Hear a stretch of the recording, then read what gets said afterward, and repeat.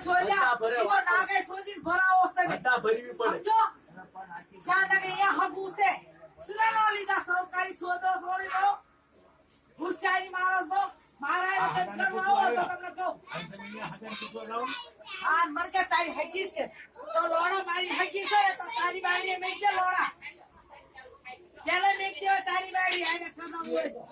એ કોકના ઘીલ આપણે નો બાજો અને આજ દઉં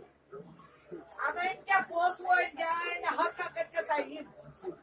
હા પૂછે એના કે આ શું છે બોલ